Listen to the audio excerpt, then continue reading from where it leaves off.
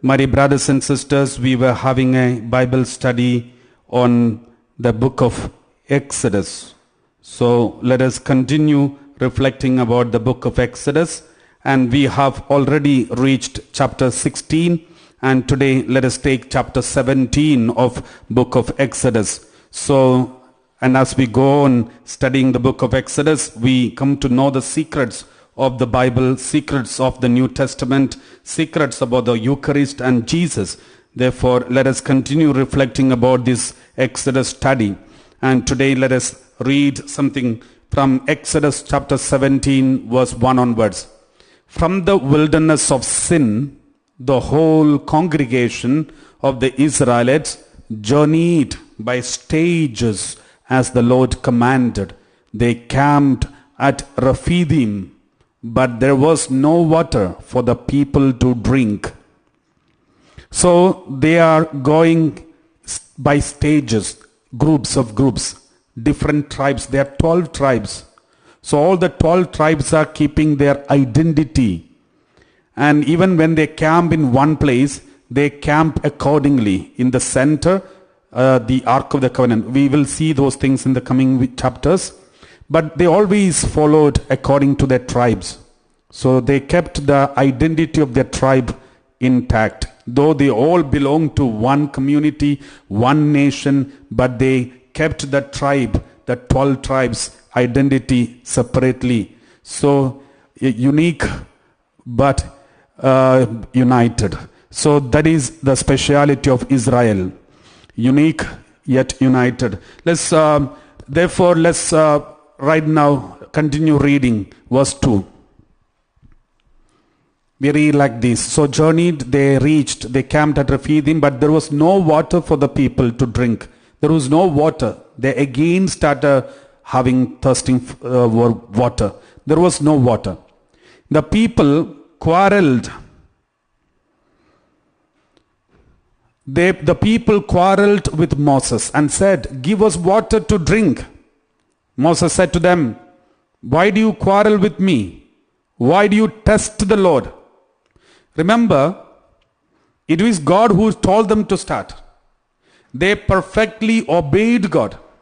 They never disobeyed God. They perfectly obeyed God.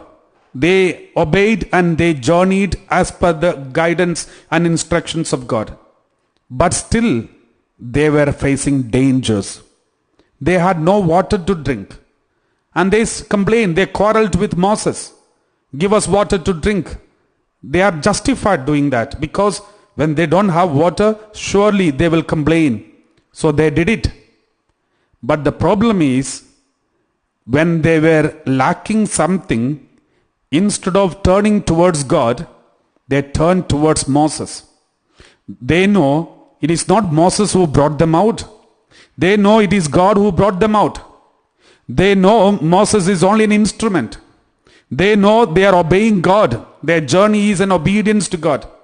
But still, when there was a problem, they looked at the human beings, they looked at the in charges, they looked at the authorities as if they did not do anything, as if they did not protect them, as if Moses did not care for them. And therefore they blamed them. Then Moses said, "You are not blaming me, you are blaming God." If you look into the history of Israel, whenever there was a problem, people turned towards Moses and Aaron and shouted at them. But Moses, he never turned to the people and shouted at them, but he always turned to God. That is the difference between the Israelites and Moses. Moses, in the difficulties, he looked up. But the Israelites, in their difficulties, they looked at their husband, wife, children, parents, those who are around. That is human tendency. Even today, when there is a problem, people, even among the church members, when there is a problem, when something happens, they look around and say, "Oh, the church did not do it. The priest did not do it. The bishops are not doing their work. And we are blaming everyone in the church." But instead, if we had looked up towards much earlier, God would have helped us. And this is the problem that we face today. When everything is going well, we, husband, wife and children, parents, everyone is so happy. "Oh, my child and my family, my wife, my everything, but when there is something goes wrong, you spoiled the child. You destroyed the child. You did not listen to me. And we started blaming each other. Instead of looking upward, we look at the other family member and say, you are the reason. No wonder the problems are not taken away from us. Because we are not looking up in the difficult moments of our life. We are looking at someone to blame. It is very dangerous, my dear brothers and sisters. Do you have difficulties in your life? And have you noticed when there is a difficulty, you look around and see whom to blame? If nobody is there, poor parish priest will be blamed. And if the parish priest is not there, and you will blame someone in America or someone in Australia or some maybe climate or somewhere you will blame. But we never turn to God. Praise the Lord. So this is the problem of these people of Israel. Then Moses said, why do you quarrel with me? Anytime you quarrel with me, you are not doing with me, you are doing it against the Lord. You are testing the Lord. Because you know in your heart it is God who is brought you out. You know it is God who created you. You know God who has brought you out of Egypt. And you know it is God who is leading you. And then why are you quarreling with me? Why are you accusing me and blaming me? You know this husband is given by God. You know this wife is given by God. You know these children are given by God. You know all these things are given to you by God. And then why are you fighting against each other? Why don't you look up to God? He will do the great thing. He will do the right thing. Praise the Lord. Verse 3, we read like this. But the people thirsted for water.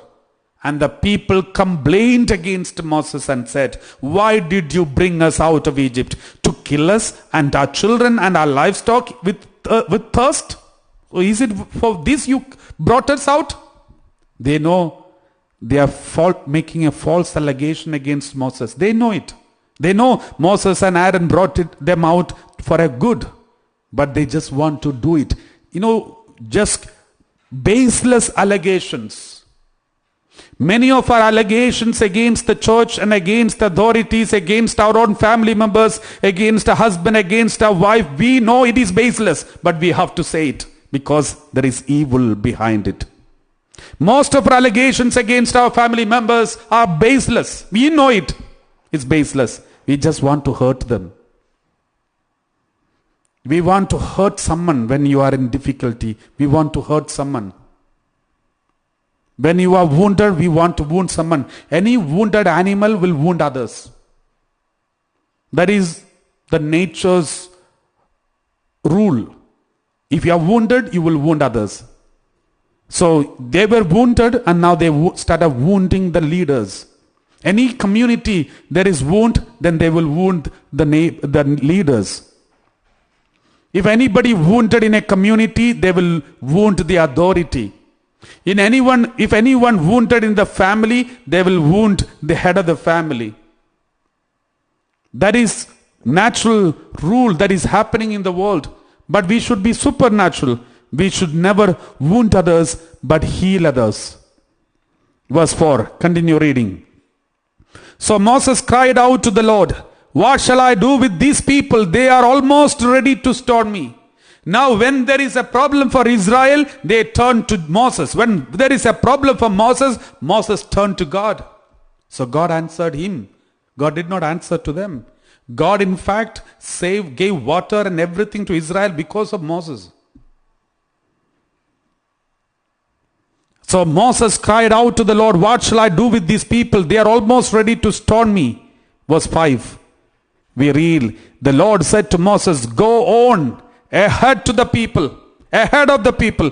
Go ahead of the people. See, you start leading these people. Which people? The same people who is abusing him, hurting him, wounding him. Stand in front of them. You continue leading them. My dear brothers and sisters, you will see your own family members abusing, hurting you, insulting you, hurting you. But God wants you to still lead the same people. Still stand in front of them. Move ahead of them. and take some of the elders of Israel with you. Take in your hand the staff with which you struck the Nile and go. The same staff, take it. And then go. They stand the staff of authority and walk in the front. And then verse 6, we read like this. I will be standing there in front of you on the rock at Horeb. So he's standing with the staff in his hand. In front of him, God will be standing by the rock. So you can imagine the scene. There is a big rock, and in front of that rock, Moses is standing. In front of Moses, God is standing. We don't know whether God and rock is same. We have some confusion here because there is no clarity. But if you read Deuteronomy chapter 32 later, maybe you can read it later, because the whole chapter you can see the song of Moses, in which Moses is calling God again and again, my rock. And he's calling God my rock, from which we drank honey. He said, from which we drank honey. The rock, my rock, from which we drank honey. There is so many description about the rock is mentioned in the Deuteronomy chapter 32. So here you can see the rock and God is identified as same. Because God said, I will be standing there in front of you on the rock. And then at Horeb, strike the rock, and water will come out of it, so that the people may drink and live. Because they were about to die. If they don't drink water for some more days, they will die. The only solution for them to have some water, if they don't have any water, they will surely die. So in fact, this water that comes out of this rock give them life again, resurrected, and new life, new birth. And the rock, hitting on the rock, strike. Why God told him to strike at the rock? It is a pre-shadow of the passion of Jesus Christ. Jesus, who is stricken, wounded, and hurt and pierced, from his side the water and blood that gushed forth, and through which the life was given to the whole humanity, and the salvation is achieved. And that's how the church is born. A new church came out of his side. You know, when a soldier pierces his side, from there gush forth water and blood. The living water and life-giving blood that came out, through which the church is built, the church is formed.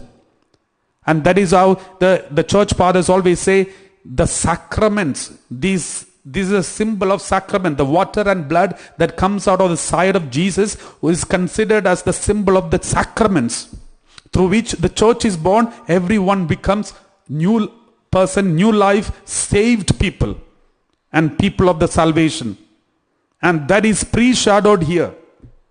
For example, this rock is none other than Jesus himself, who is wounded, stricken, and wounded, hurt, and pierced, and then from him the living water flows. Let us read some passages from the Bible.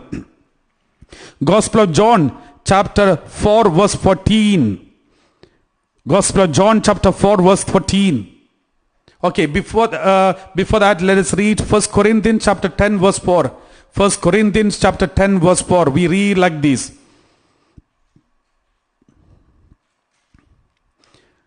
Okay, verse 3 onwards. Okay, verse 2 onwards. 1 onwards.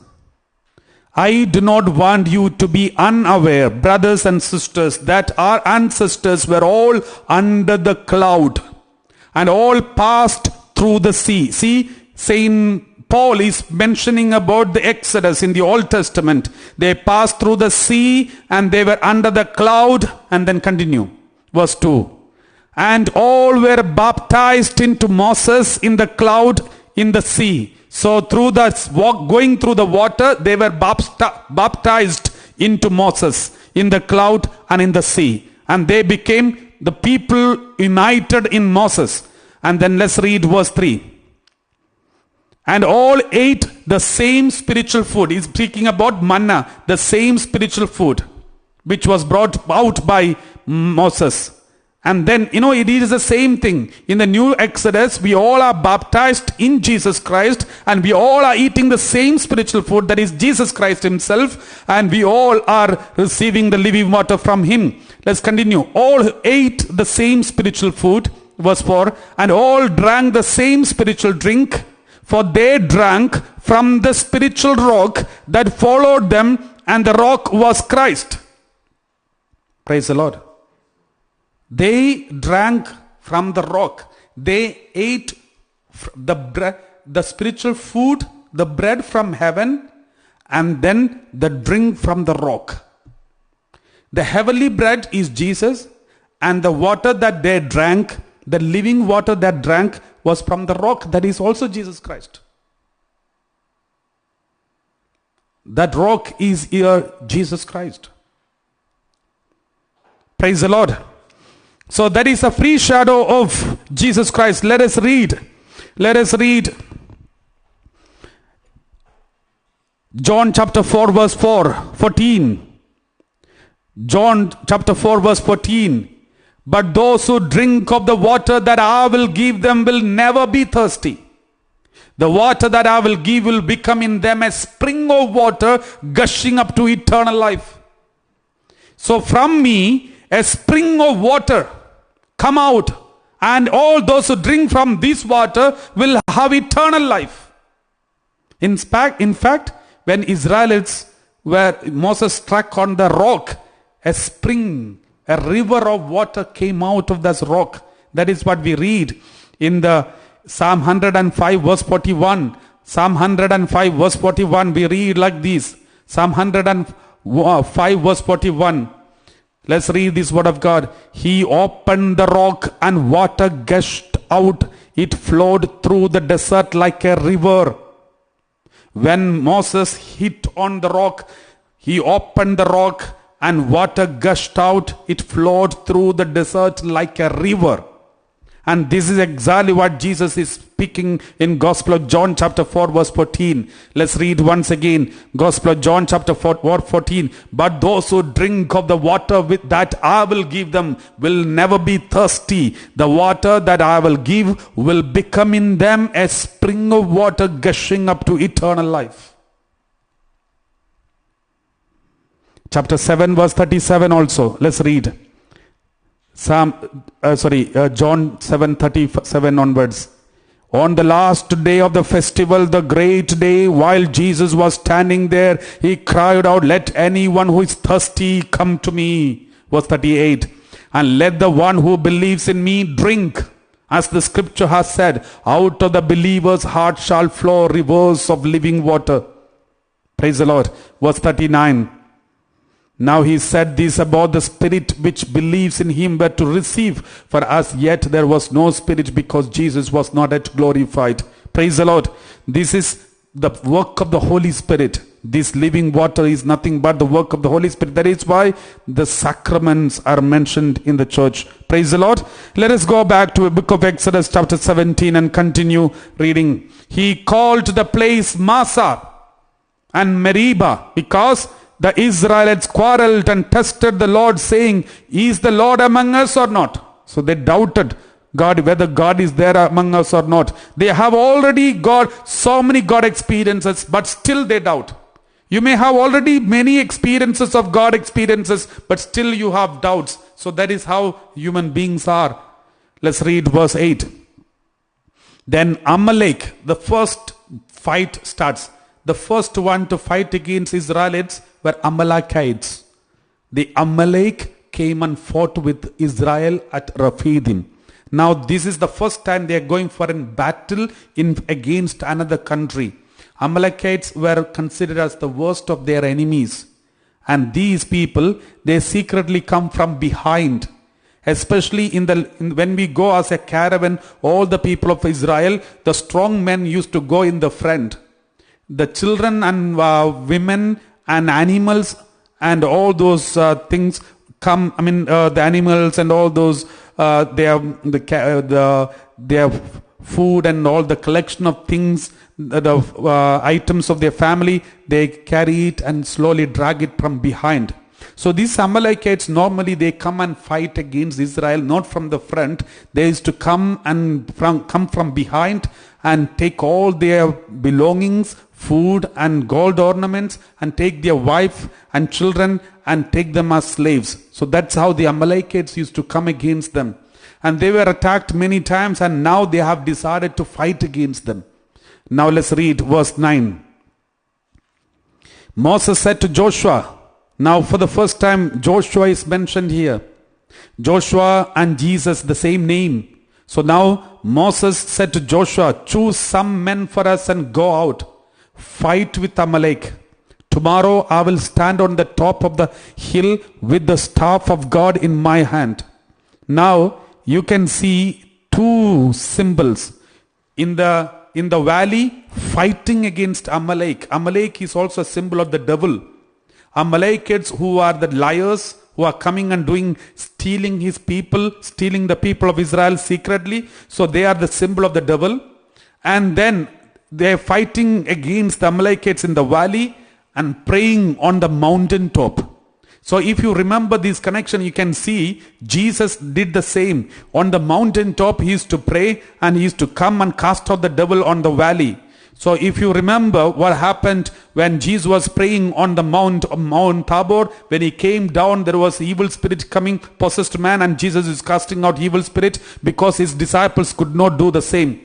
So this parallelism you can see here. And Moses said to Joshua, choose some men for us and go out and fight with Amalek. Tomorrow I will stand on the top of the hill with the staff of God in my hand. The staff is, and with the staff, a wooden staff, Moses standing on the mountain, lifting up the hands like this with the sign of the cross, and then praying.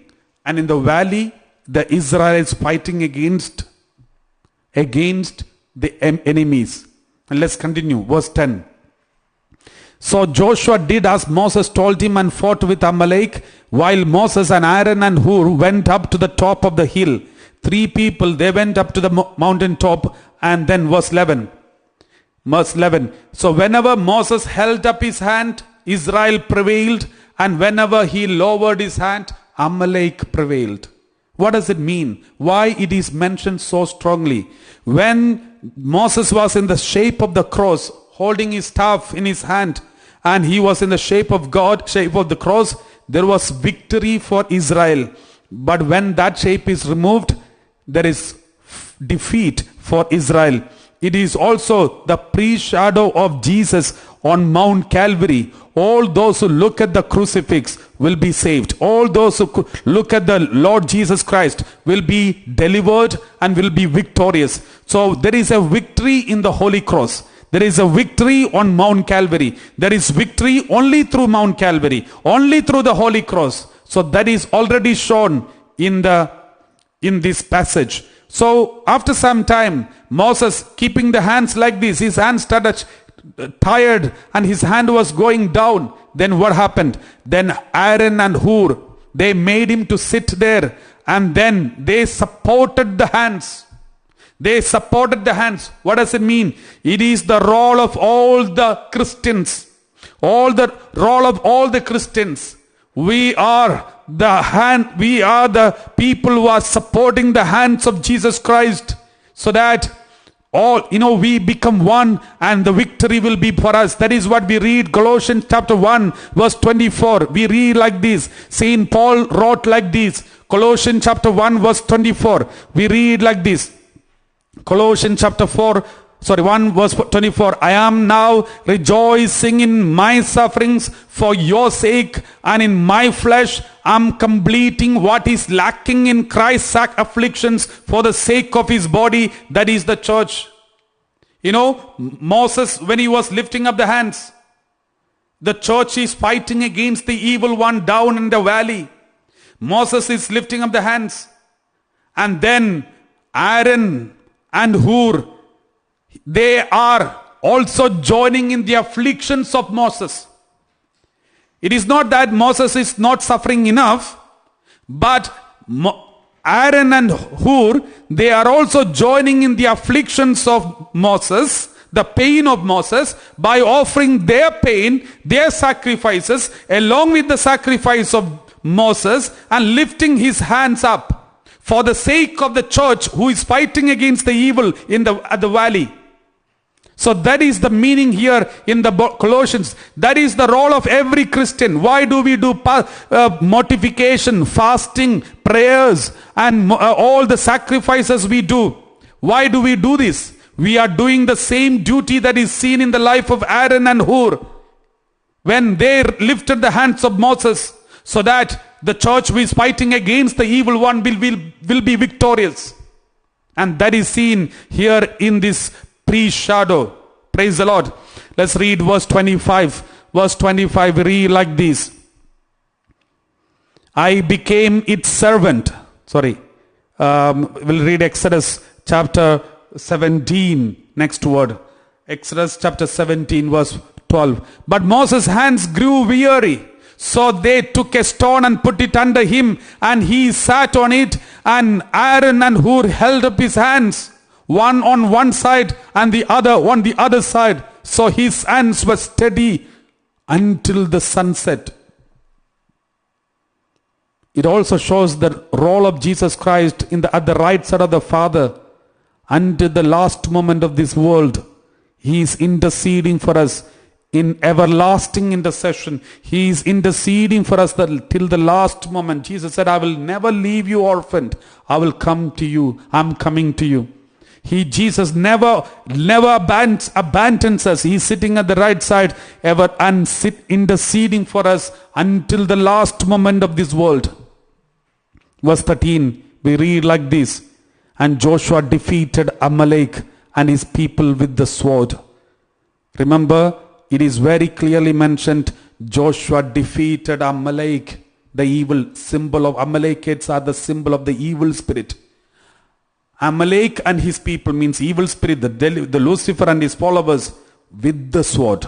What is the speciality here? Why the Bible speaks about the sword specially? Why can't see what a word of God say, and Joshua defeated Amalek and his people? Why it's mentioned with the sword? The sword is also, remember, the word of God. Only through the power of the word of God, only through the word of God, we can defeat the devil. We know in the wilderness when Jesus was attacked by the evil spirit, he used the word of God to defeat the devil. He used one by one every word of God to repeat the devil. That is why whenever people call here for prayer, we give them word of God to repeat. Repeat the word of God, you will see the deliverance and healings. Praise the Lord. Thank you, Jesus. Verse 14. Then the Lord said to Moses, write this as a reminder in a book and recite it in the hearing of Joshua. I will utterly blot out the remembrance of Amalek from under heaven. So the Lord says, write it down. You know, many places God tells Moses to write it down, write it down, write it down. Anytime when there is something special happens, God says, write it down. We all know the first 5 books are written by Moses. And it's believed that first 5 books are written by Moses because God himself told him to write it down, because God knows these are going to be the next holy books. So God was telling, so human beings wrote Bible, but it is inspired by God himself, by the Holy Spirit. Praise the Lord. And these are all real events. These are not imagination or myth or epic or something like that. It is real historical incidents in the Bible. There may be some time differences, but at the same time everything is historically proved and historical events that happened. So therefore Bible is the only book which is truly historical, not some imaginations or some copyright or in some imaginations or some kind of some instructions or dictation. But this is truly inspired by the Holy Spirit. Let's read verse 15. And Moses built an altar and called it, the Lord is my banner. Yahweh the Nissi. So, and Moses built an altar and called it, the Lord is my banner. Verse 16. He said, a hand upon the banner of the Lord the Lord will have war with Amalek from generation to generation. If you look into the history of Israelites, they had Amalekites fighting with Amalekites many times. Not only them, even their next generations, they continue fighting with the Amalekites all throughout their life. Even now, we are also fighting against the Amalekites. Amalekites are the pre-shadow of the sin of the flesh. Sin of Amalekites means sin of the flesh. So we are still fight against the sin of the flesh, and this is we will be able to overcome only through the word of God.